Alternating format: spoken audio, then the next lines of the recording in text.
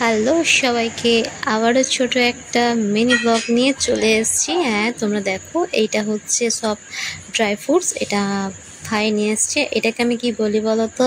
বড়লোকি dry fruits. কারণ হচ্ছে এইটা কেনার আমার অকাত এখনো হয়নি, মানে অনেক দাম তো, কিনতে বড্ড গায়ে লাগে, সত্যি কথা বলছি। আর তোমরা ভাবছো এটা আমার কাছে কি করছে, আর এগুলো এত কুচি কুচি করে কেটে রেখেছি কেন? হ্যাঁ, এটাই তো দেখার, দেখতে থাকো তোমরা। আর এটা আমার অনেকদিন আগের থেকে ইচ্ছে ছিল যে সব ড্রাই ফ্রুট মিলিয়ে একটা নতুন জিনিস বানাবো। নতুন বলতে কি, বানিয়েছি আমি এর আগেও। দেখো, নিয়ে নিয়েছি হচ্ছে দুটো ডিম আর সাথে চিনি। ডিম আর চিনি দুটো ভালো করে মিক্সড করে নেবো। আগে প্রথমে চেড়ে নিচ্ছি, যাতে হচ্ছে ওই লাম্পসগুলো একসাথে না হয়ে, মানে দলা না পেকে যায়, সেই কারণে ওইটা করে নিলে হচ্ছে পুরো ক্লিয়ারলি ভালোভাবে গুলে যায় ব্যাপারটা। আর অনেকদিন ধরে ভাবছিলাম যে এরকম বানাবো, দিয়ে তো হচ্ছিল না। দিয়ে এবার এরপরে নিয়ে নিলাম হচ্ছে তেল। 1.5 কাপ মতো তেল নিয়েছিলাম আমি এটার ভেতরে, দিয়ে সব ভালোভাবে মিক্সড করে একসাথে এটার ভেতর দিয়ে দেবো এরপর ভ্যানিলা এসেন্স, যাতে ডিমের আষ্টের গন্ধটা না বেরোয়, সেই কারণে আরও ভ্যানিলা এসেন্সটা ইউজ করা। আর গন্ধটা সত্যি খুব ভালো লাগে, ভ্যানিলা এসেন্সের যে স্মেলটা। এরপর আমি নিয়ে নিয়েছি ময়দা, 2 কাপ মতো ছিল ময়দা তাতেই। আর সত্যি করে চেনে নেয় ভালো, কারণ হচ্ছে চেনে নিলে বললাম ওই লাম্পসগুলো থাকে না আর একসাথে হয়ে যায় না। আর এই কেকটা বানাচ্ছি হচ্ছে সব ভাইদের জন্য, মানে মা বাড়ি যাবো বলে, সেই কারণে। কিন্তু কি বলি, আর সে আর যাওয়া হলো না। দিদার গরমে খুবই কষ্ট হয়, সেই কারণে। আর এবার একটু দিয়ে নিচ্ছি হচ্ছে বেকিং সোডা আর বেকিং পাউডার, তাহলে কেকটা ভালোভাবে সফট আর হচ্ছে ফোলেও সুন্দর, সেই কারণে দিয়ে নিচ্ছি দুটোই। আর মা বাড়িতে হচ্ছে যে ভাইগুলো আছে, মাসির মামার, ওরাই কেকটা খেতে খুব ভালোবাসে, সেই কারণে আরও বেশি করে বানাচ্ছিলাম, মানে হচ্ছে নিয়ে যাব সেই কারণেই। আর আমারও সত্যি বলছে অনেক খেতে ভালো লাগে এটা।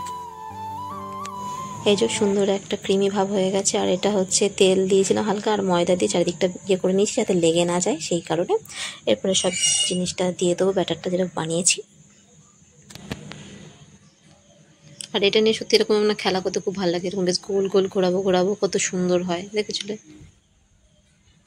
আর এটাতে না অল্প একটু দারুচিনি দিয়ে দিচ্ছি। দারুচিনিটা দিলে একটা স্মেল যেটা আসে না, খুব সুন্দর টেস্ট লাগে। সেই ক্রিসমাস ডেতে সেই কেক যেরকম খাই আমরা, সেরকম ফ্লেভারটা আসে, সেই কারণে আমি যখন ফ্রুট কেক বানাই তখন এটা আমি দিই।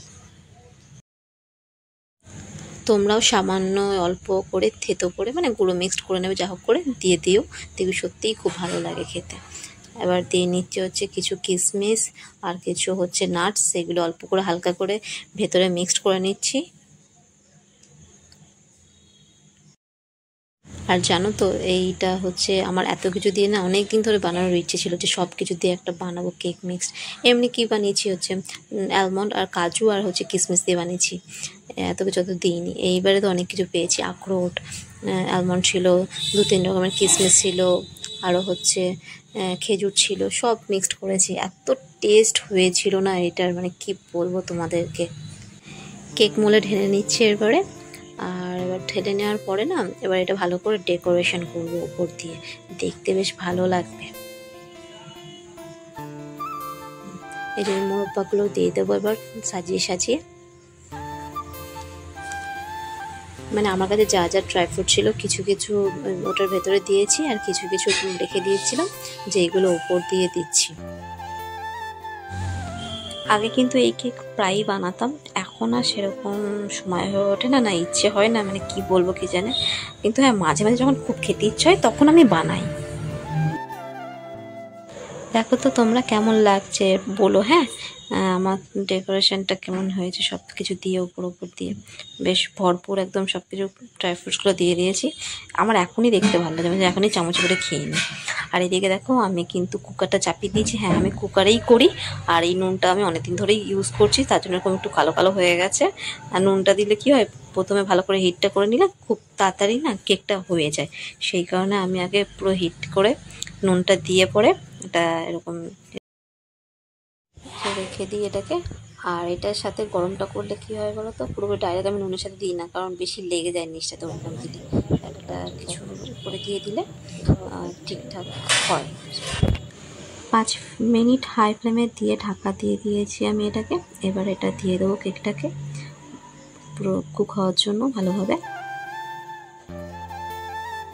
আর এটা মিনিমাম 40 মিনিট সময় লাগে। আর এটা হচ্ছে সেদিনকে সকালে ভিডিও করেছি, রাতে কেকটা বানিয়েছিলাম, সে রাতে আর খাওয়া হয়নি, অনেকটা দেরি হয়ে গেছিলো বলে, সেই কারণে। আর সেদিনকে আবার চুলেতে হেনা করেছিলাম, ওই নিয়েই ভিডিওটা বানিয়েছি। আর কি বলি তোমাদেরকে, হেনা লাগাতে লাগাতে মাঝখানে খিদে পেয়ে গেছে আর মনেও পড়ে গেছে যে কেক বানিয়েছিলাম। এই সব কেটে নিচ্ছি সাইজ করে একদম। সবাইকে দিয়ে দিলাম, দিদি ভাই দিকে খেলো, এদিকে আমি এক পিস নিয়ে নিলাম। দেখতে পাচ্ছি কতটা নরম হয়েছে, খুবই সুন্দর হয়েছিল, টেস্টটাও সেই লেভেলেরই এসেছিলো। খেয়ে পরে সত্যি খুব ভালো লাগলো, অনেকদিন বাদে এরকম।